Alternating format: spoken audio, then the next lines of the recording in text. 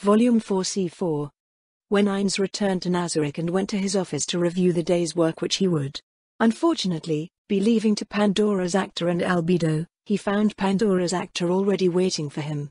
"Mein Vater," Pandora's actor said, sliding one foot behind himself and extending one hand out while the other clutched at his own breast. "Your servants have spoken of their journey to the Draconic Kingdom, and the delightful Lupus Regina turned both Busywood and Nazami into werewolves, while Lena's acting under Schultier's direction, added Nimble to her vampires. They are all four equipped and ready for travel. I used the face sculptor bonus item to change their appearances. Zagarera, Eigen and Mutter would not recognize them." Ines opened the door to his office and walked within. Part of him craved nothing more than to crawl into a hole and die, such was the grandiose Pandora's actor's over-the-top behavior, and again with the German speaking, brought fresh embarrassment on behalf of Ines' younger self. But he forced it aside to go behind his desk instead and ask, "All that is expected, but you wouldn't leave the treasury just to tell me that. So what is it?" It might have been said with a tiny bit of harshness, and yet Pandora's actor took that seemingly in stride. It was requested that someone from Nazarick accompany them, 2 teams of 4, they will be spread out a great deal. Someone should centralize control, organize them, and represent the Kingdom of Nazarick to the Queen while managing your subordinates. Pandora's actor's words were so significant in Ines' mind that the quill in his hand snapped. "That's a good point. I don't want to give up control of any of my subordinates. Not to such an extent as that, at least." Ines nodded very slowly. "Of course," Ines mumbled under his breath as he ran down the list of names. "Set Sabos in solution to it. She will act as his servant as he represents my kingdom. I can't think of anybody better to represent me to a human kingdom. Besides, what can truly go wrong there?"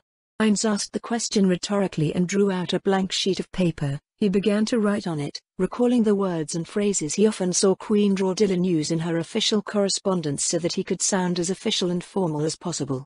Allocate a budget suitable for a royal emissary of Nazarick for them to live on, and be sure to allot a reasonable salary to our adventurers for their wages. Enough for them to be as envied as they are admired.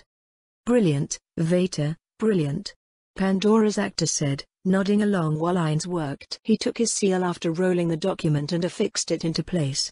Then for added good measure he held his hand over the seal and cast, "Guildmaster Seal, Draconic Queen Draudillan," using the spell and binding it to her name to prevent its opening by any other. "Give this to Sabos, inform him that it should pass into nobody's hands but those of Queen Draudillan herself." Ines gave the order and Pandora's actor bent forward halfway before accepting the scroll. "Thy will be done, mein Vater," Pandora's actor exclaimed and then withdrew from Ines' sight. "When I have time, I have to put more effort into international relationships. I cannot let my kingdom be seen as one that is only good at fighting and warfare. Something that will showcase our greatness and draw eyes to our artistry and magnificence in other ways. Something that will make all nations say, 'I want to be on good terms with the Kingdom of Nazarick.'" Ines turned over those options in his mind: a great tourist event, a fair, a tournament, a peace conference among the nations. So many possibilities. Ines scribbled the ideas down in the margins of a sheet of paper on his desk, adding a few more concepts to the list along the way whenever one came to mind, as he did his best to leave Albedo a manageable amount of material. "What I did to her. How do I live with that? I don't want to be a bad boss on top of everything else." The thing he hated most about having a human body was the seemingly constant ranges of emotion over his own actions, the stress, the shame of how he was still hiding what he was from his guardians who loved and trusted him enough to still carry out his orders. Every time they prove my fears were misplaced. I am ashamed I ever doubted them. How do I make it up to them? Mistrusting them for crimes committed only in my own fearful heart? He clenched his fists, cursed his humanity, his frustrations and his cowardice. His entire body shook as one by one he recalled their loving embraces and patient, loyal reassurances that he was their lord no matter what his body was. The last two. Demiurge and Albedo. Albedo and Demiurge. Again he questioned himself as he repeated their names on a loop. The suspicion that Albedo might have known something would not leave his mind, and yet she remained faithful, quietly away, working hard on normalizing the new city governments to align with Ines' vision. What even is my vision? Removing slavery was an easy one. He knew enough history to know it was economically harmful, of benefit only to the wealthy, and created a naturally unstable powder keg. The new dark elven settlements were being steadily constructed in turn. But still he had no real vision other than, I want my friends' children to be able to live happily anywhere, and my friends to love the world I create. That meant all races had to be able to coexist, and that meant a just system of the sort Touch Me would have approved of, to name but two requirements. Albedo seems to have grasped my intent more or less. He thought to himself as he looked over the one jointly signed off by herself and Demiurge. The sentencing of violent criminals to a life of farm labor? Ein scratched his head. I suppose that is better than prison. And more productive too. It was just thinking out loud, but once again buried beneath it all was a great admiration for the brilliance of two of the three geniuses of Nazarick. To think they'd use criminals to tend sheep and farm to help increase our material for scrolls and even feed the same labor force. Excellent work. With that thought, he affixed his seal of approval to the proposal and then let out a long, steady yawn. One more night's sleep. Then it's off to a nice, quiet visit to the dwarves and see what tomorrow brings. And what dreams may come tonight. With that thought, Ein stood up and stretched, then went back to his room to sleep. Volume 4 C5. Dreams of Albedo in his arms taunted and teased Ain's throughout the night. They did so with such thoroughness that when he finally woke up, soaked and sated, he expected to find her lying next to him. With the fog of sleepy confusion on his mind still and he didn't see her there, he reflexively reached over to his other side, patting his hand around and not finding her. A well of supreme disappointment filled him. Memory began to return with wakefulness. Memories of everything. Including his overwhelming sense of guilt. Guilt for what he did to her. Guilt for what he dreamed of her. Guilt for what he felt when he woke up and found her absent. Ainz rolled onto his back and let his arms and legs flop out. There was no urge to leave immediately. Everything would happen at the pace he himself chose to set. He stared up at the ceiling and briefly wallowed in self-reproaching thoughts. She's the daughter of one of your best friends. And she is a demon while you, even if you add immortal classes, are in a human body. What did she call humans? Lower life forms, yes. And her karma rating is as low as that of Demiurge. His response will tell me a great deal of what to expect out of her. He took a very long breath before rising from his bed. He checked the time in the clock on the wall. Early. Very early. He thought, as the king, it was his right to call for a maid to serve him, but at an hour such as this? No. It felt too much like a parent waking up his child to do some trivial task for him. An abusive parent is not one I wish to be. And so he threw on his own robe and made his way out of the room. This was something of a magic hour in Nazarick. The game world had a special mechanic for updates. The sheer size and scale of it was such that updates were massive when they happened, and in order to ensure no slowdown in player activities, player-made NPCs all had a period of time in which they slept even if by design their race had no need of it. This minimized the processing power needed to perform updates on server-wide characters within the many guild bases. What that meant for Irons at this moment was that with their normal routines going on, it was like being alone. The halls were empty and so he walked uninterrupted down their great length, his feet echoing off of the stone until he reached the men's baths. The sound of running water reaching his ears was as comforting as the feel of the heat all over his naked flesh and hot water washing away the sweat. A cleaning spell would have served the same function, but it wouldn't have been anywhere near as comfortable and relaxing. Do the dwarves bathe much? It was a pointless question. He abandoned it almost as soon as he asked it of himself and cast a spell of observation to go back to watching the Draconic Queen. She was awake and reading over scrolls. The written language of her kingdom was unfamiliar, but her facial expression was not. Fear. Yet a knock at her door and she wiped it away. This was perhaps her most important skill. Her back straightened, her arms relaxed, her face became imperious almost to the point of haughtiness. All traces of fear were gone. She turned the paper over and when a servant entered she gave quick commands to help prepare her for the day and the servant obeyed without a word. It wasn't lost on Ainz that they didn't speak more than needed. The queen kept her own counsel and remained quiet, barely acknowledging the woman when everything was done. Reserved was the word he chose for what he saw of her manner. I can't be that with my guardians, or even with my maids. They're not just servants, they're too precious. But I also cannot be a true equal to them either.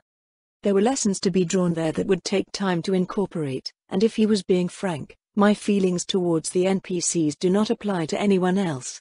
Even as a human, even pitying the weak creatures and seeing them at their best. They are not the children of my friends. So perhaps that model of behavior would work best on outside subordinates. The distant royal is what they expect after all. He continued to watch her for the better part of an hour while washing himself. Curiously, she did seem to drop her guard among a handful of her closest advisors, and in that respect, she reminded him of how he treated his subordinates. But seeing her get drunk as a child and write in crayon for her soldiers, that is certainly bizarre.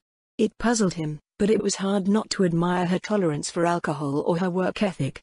He began to empathize with her, the apparent care she took with her people, the hard work, the struggle to present the image they needed from her in the face of calamity. If it came down to it, I don't think she would run away. And therein rose up Ain's greatest sense of shame. It hit him like a mountain dropped on his head. I'm running away. I'm running away again, and again, and again. Each time I go out to personally handle something, I'm running away from my duties as a king and my duty to my children. I'm like an absent father who is always taking business trips to avoid the needs of my home and family. The thought had lingered around on the fringes of his mind for the longest time, but was always delaying, always putting things off. Sending Albedo and Demiurge away to handle integration, while he himself disappeared on these tasks, first as Moman and then as a journeying king. Well, Ainz, you're committed now. Demiurge and Albedo are the last two true threats, and from those you loved best. When you're finished with that, no matter what, you will become the king your kingdom needs. He resolved himself as hardily as he could, rose from the bath before the quietest hour passed by, dressed, and made his way back to his room. Very soon after his return, Lupus Regina knocked at his door and assisted him in his choice of clothing. Does my lord wish to dominate and intimidate, or to present a more peaceful state? This is a diplomatic visit. I wish them to see us favorably rather than fearfully. Ainz answered, and Lupus Regina reached into his wardrobe to withdraw a great white robe befitting a master wizard of supreme wealth. It had a trim of golden thread that ran up the center, a cord of gold to bind it at the waist, and a spiral weave at the cuffs as golden as the rest. I suggest this, my lord, Lupus Regina said. The playful air that was a fundamental part of her nature was gone. Now she was the perfect maid. The white was almost holy, almost aglow with its brightness.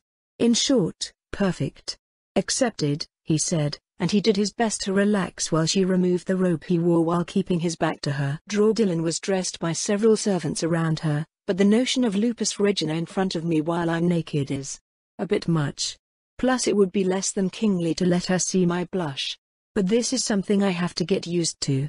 He forced himself to think of it like a medical exam. He forced himself to think nothing of it, and though it was not easy, he could not keep his son asleep at the light touch behind him, while she didn't seem to notice. Only when he was sure his blush faded did he turn around to face her. Gloves of white came next. He held up his hands of flesh to allow Lupus Regina to tug them into place.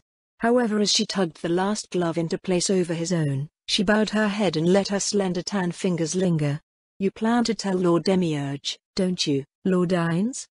Yes, he answered and folded his fingers over hers. He is an Archdevil, she replied. It was the closest any denizen of Nazarick had ever come to being critical of one of the others in a way other than a sibling might behave. He is the son of Albert, Ainz answered, unable to rebuke her formally. It was still close enough to draw a tiny nod from the beautiful red-haired maid. He is an unpredictable genius. Not on your level of course, but... If... Lupus Regina was unable to complete her question. She closed her eyes and shook her head. I'm out of line, forgive my foolish words, my lord, she said, and his fingers tightened in comfort over her own unbroken hold on the white glove. The children of Nazarick deserve the truth, the complete truth and nothing less. Even I couldn't keep this secret forever, Ainz pointed out, and another tiny nod answered him. If you go, I will chase after you, Lupus Regina promised, and then slipped her hands from his grip, folding them in front of her waist. She stepped back to look at her handiwork, then reached for the mask of jealousy. Then, with a smile on her face that reminded Ainz of the playful adventurer Lupu in all her winsomeness, she rose on her tiptoes to put the mask over Ain's face. My lord is prepared for his journey. Come back safely to us, I beg you, Lupus Regina said with a final clap of her hands that could only be described as childishly endearing. His heart warmed and beat faster in his breast, then informed Demiurge that it is time. We will collect Zimbaru and then go immediately. At once, my king, Lupus Regina said with a deep curtsy before departing the room and leaving Ainz to wait for his guardian. Volume 4 C6. Demiurge arrived alone at Ainz's room. He put his hand over his heart and gave a half bow with his crystalline eyes downcast. Lord Ainz, it is my greatest joy and privilege to accompany a supreme being, most of all your esteemed self who chose to stay with us till the end, on this important mission. Ainz extended his arm and curved his hand up away from the floor in a stop gesture. Please, Demiurge, you are the son of Albert, one of my dearest friends. While alone in my company you can relax and speak your mind without so much formality. His post-gesture of the generous monarch seemed to work as Demiurge's tail lashed behind his back, reminding Ainz of a joyful puppy. My lord is generous. I will strive to be more informal from now on, Demiurge said without straightening up from his half-bow. Another notch in my heart's ledger for the Draconic Queen's inadvertent lessons. Ainz reflected, even if Demiurge hadn't yet quite grasped the concept, the intent was there and it was well received. There is nothing left to be done. Are you prepared for the journey? Ainz asked, and Demiurge straightened up, and folding his hands behind his back he answered immediately. Nothing, my lord. Albedo is briefed on all of my projects and has visited the Dark Elf settlements, as well as those of the humans, and the criminal elements have been told accordingly, while your reign is being viewed favorably for the drop in crime and the lower taxes. She is aware of your plan for the adventurers and will see to their ordering as soon as possible. She did ask me to relay how much she misses you, however. He cleared his throat, coughing briefly into his hand as he uncomfortably relayed his comrade's sentiment. Ah, yes, then let's go, Ainz said with haste and cast gate. They then stepped through it immediately and were gone. Zimbaru was waiting at the gate of the common village when Ainz arrived with Demiurge. He carried a pack on his back and he had with him a large walking stick. As soon as Ainz appeared, the lizard man lowered his face to the dirt. God of life and victory, your servant is ready. Demiurge, standing behind Ainz, nodded with approval. You can't serve me well from down there, Zimbaru. Rise. Rise and lead us. You have made your farewells, yes? Ainz asked, and the large lizard man nodded. I have, and I am well rested. I am afraid I am still too weak to fight properly, but I can walk at least. The way is a little foggy, but as we head over familiar ground I'm sure that will change. Zimbaru replied with confidence. Then we go, Ainz said, and Zimbaru asked. Will my lord permit the rest of the village to rise? Zimbaru asked, forgive my question but... The fish, you understand. Ainz looked over his shoulder. The rest of the village was down on their faces in the dirt, and he had not noticed. He recovered as quickly as he could. Rise. And serve your king as well, he said as nobly as he could and gave a dramatic wave over their heads. They rose to their feet, and when Zimbaru began to lead them away from the village sent cheers toward their retreating backs. The adulation of the villagers gave Ainz a warm feeling in his heart. The great trees and the long trail between them, the morning sun on the horizon, the dew visible on leaves and grasses. The fresh air, so clean that even the idea of needing a mask for it would have been absurd to the people of this world. His body was strong, powerful, easily keeping pace with the lizardman guide. Total ease was his. This was the part that Ainz had come to love. Mile led to mile, way led on to way. Every path they passed by sparked his curiosity. What lies that way? What about that way? And yet even while he wondered, he knew there was no chance of answering it in the manner he wanted to. Ainz recalled something Belriver had once said about all his decisions, and both that morning equally lay. In leaves no step had trodden black. Oh, I kept the first for another day. Yet knowing how the way leads on to the way, I doubted if I should ever come back. Each path not taken was a missed chance to explore, and each chance lost, a pang he struggled to ignore. His obligation drove him forward after Zimbaru, relieved at least that the way ahead was an unknown that could still excite him beyond measure, and did. For tranquil hour after tranquil hour they trod, with Ainz wearing beneath his glove a ring of sustenance to eliminate his need for sleep, rest, food, or drink to better mimic the undead being which Demiurge seemed to still believe him to be. But this was not the case for Zimbaru, and though he delayed them as little as possible with his needs, by eating and drinking as they walked, and taking the minimum time to relieve himself, sleep still was a requirement. "My lord, we should consider making camp soon." He stopped when Ainz shook his head.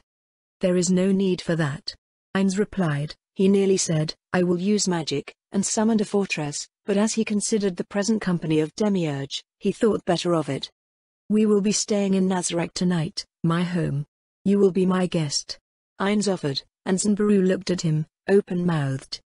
"If that is my lord's will," he said, and when Ainz summoned the gate, he followed through after his king and the guardian, yet not without a hesitant look around him at the more familiar world. The realm of a god. Will I ever see this world again? Even if I do, will it ever look the same? He asked himself for only a moment before vanishing through the whirling void of impossible magic before his eyes.